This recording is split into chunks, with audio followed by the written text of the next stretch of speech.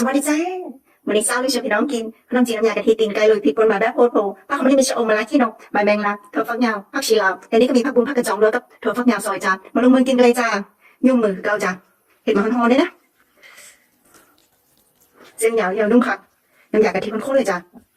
โอ้ยขนพริกป่นกันเนาะเอาเลยกันเลยจ้าแซ่บๆกันจ้า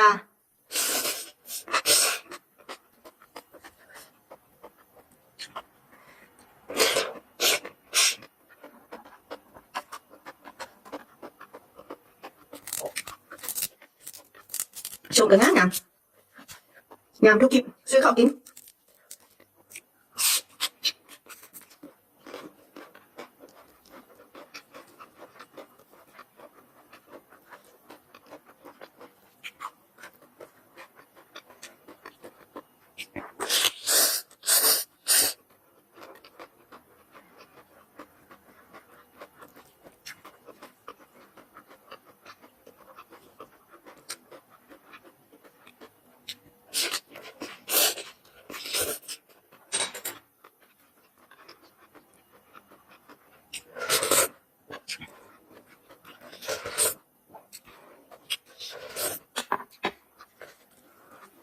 ห้องมันนวลกะทิ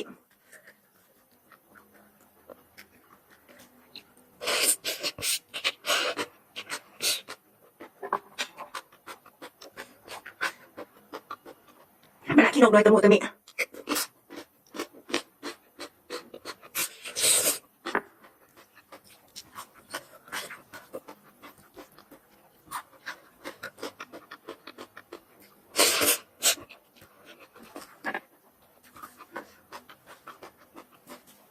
ใบแมงลักจ้ะ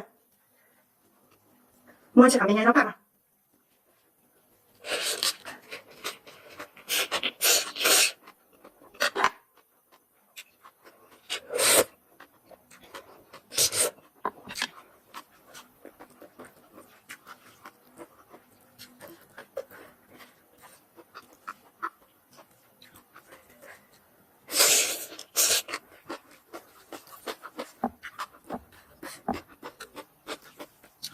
เส้นอย่างไรเลย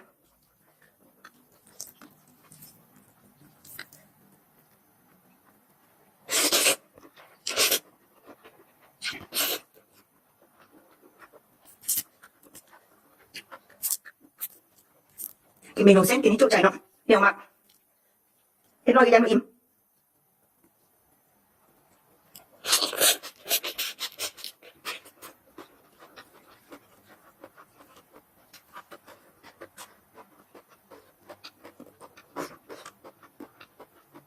ผักบุ้งผักโจลวก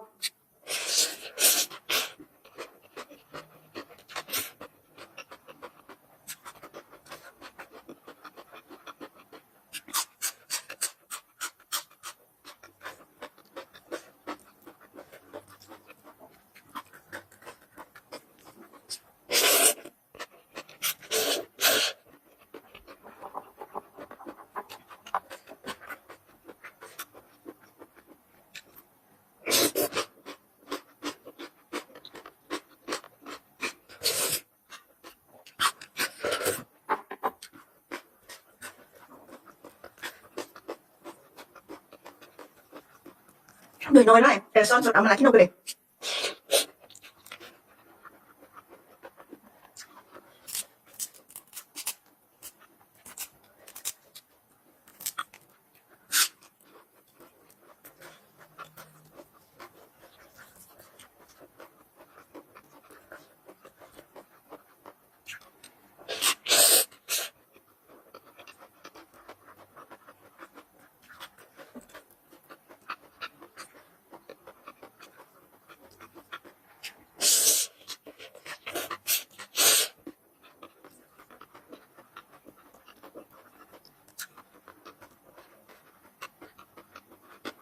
แล้วเอ๊ะของเขา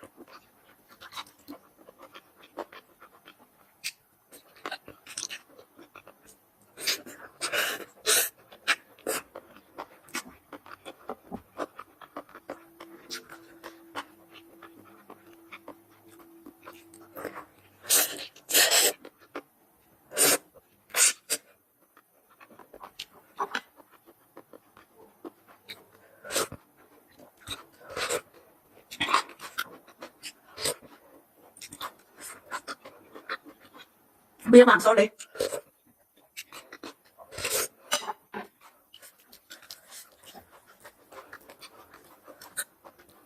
แซ่บแฮง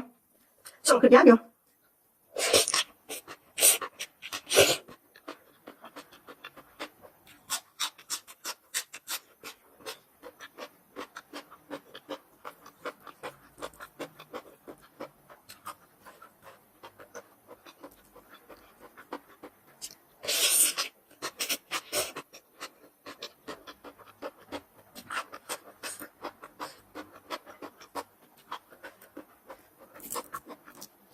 กินไก่เบิดแกงทับเลยจ้ะปกติซาเลยสิกินตีนไก่ตอนสุดท้ายไม่ได้กินก่อนเลยเนาะ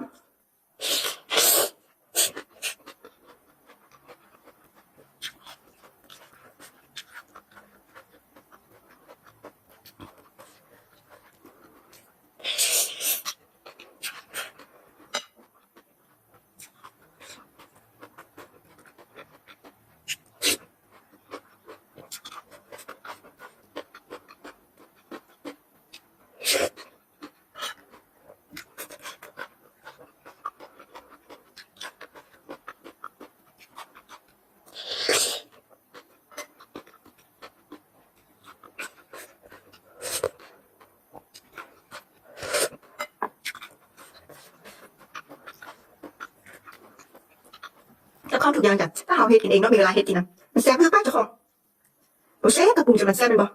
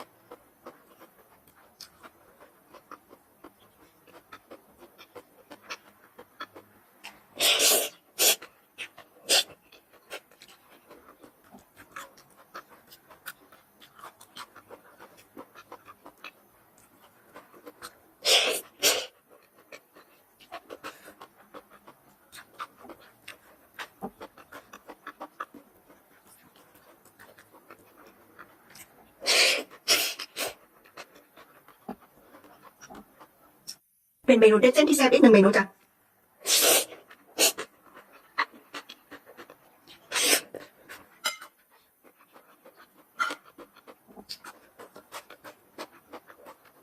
ไปเป็นเด็ดเส้นกับจ้าแซ่บๆเหมือนกันจ้ะ